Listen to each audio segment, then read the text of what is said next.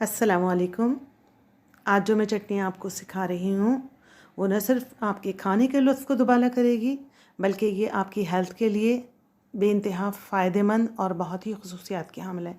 मसलन अगर आप वेट लूज़ करना चाह रहे हैं, अगर आप हाई ब्लड प्रेशर के पेशेंट हैं, अगर आप शुगर पेशेंट हैं, अगर आप कोलेस्ट्रॉल पेशेंट हैं, तो समझें आपको बेहतरीन दवा मिल गई है। दवा का नेबुल बदल मिल गया है जिसका कोई साइड इफ़ेक्ट नहीं है। तो इसे बनाइए और ज़रूर अपने खाने में शामिल कीजिए। अगर आप मेरे चैनल पर नए हैं तो प्लीज़ चैनल सब्सक्राइब कीजिए। बराबर में बेल का बटन है, उसे दबा दीजिए ताकि आपको वीडियो का नोटिफिकेशन फ़ौरन मिल जाए। सबसे पहले तवा गरम कर लीजिए, उसके ऊपर टमाटर साबुत रख दीजिए धो के।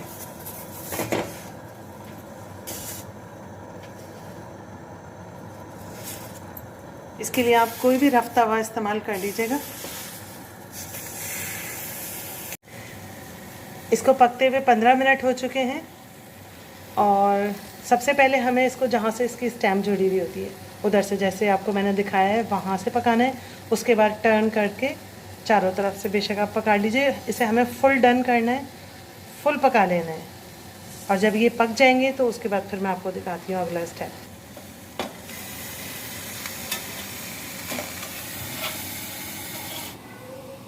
जब तक हम ये देख लेते हैं कि हमें और मज़ीद किन इंग्रेडिएंट्स की ज़रूरत पड़ेगी। 3 पाव के जितने टमाटर हैं उसमें हमें 2 छोटी प्याज, 5 से 6 हरी मिर्चें। ये यहाँ मलीर की बहुत तेज़ हरी मिर्चें होती हैं, इसलिए 5 से 6 लिए। अगर आपकी तेज़ नहीं है तो आप ज़्यादा ले सकते हैं, और अगर आपको कम खानी है तो आप कम ले सकते हैं। ये बिल्कुल मीडियम स्पाइसी बनेगी। 2-3 टेबल स्पून जितना हरा धनिया, 2 से 3 टेबल स्पून जितना ये सरसों का तेल जाएगा, और हस्बे ज़ायक़ा नमक।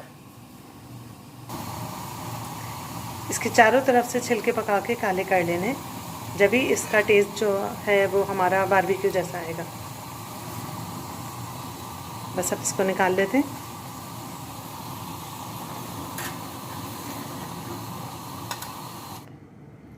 इसका छिलका रिमूव कर दीजिए। थोड़ा ठंडा हो जाए तो कर लीजिएगा। अभी क्योंकि मुझे वीडियो बनानी है इसलिए मेरे पास टाइम नहीं है, तो मैं इसलिए फ़ौरन गरम में करने की कोशिश कर रही हूँ आप लोगों के लिए। टमाटर का छिलका उतार के इसको रफली चॉप कर लिए।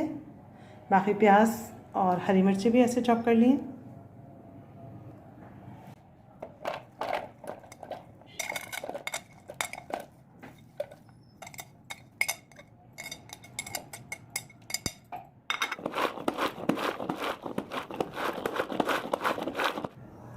इतने बारीक करके हरा धनिया, हरी मिर्च और प्याज। अब इसके अंदर हमें टमाटर ऐड करना है।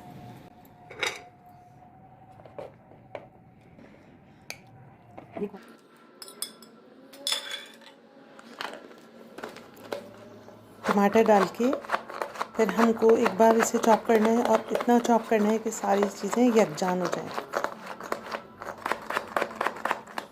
बहुत ही कम इंग्रेडिएंट्स में और बहुत जल्दी बन जाने वाली ये बेहतरीन चटनी है। इसको हर खाने के साथ खाइए। यकीन कीजिए आपका बहुत तेज़ रफ्तारी के साथ वेट लूज़ होगा, आपका बीपी कंट्रोल में रहेगा, आपकी शुगर भी अच्छी रहेगी इंशाअल्लाह ताला।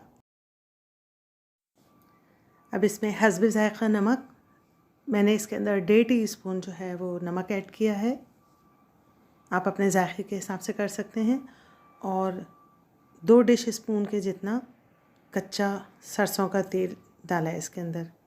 इसमें तेल पका के नहीं डाला जाता है, इसका टेस्ट जो है वो इसी तेल से डेवलप होगा। बाकी आपकी अपनी मर्ज़ी है, आप चाहें तो पका के भी डाल सकते हैं, लेकिन ओरिजिनल रेसिपी जो है वो ये है। बहुत शानदार, बहुत मज़ेदार चटनी हमारी तैयार है।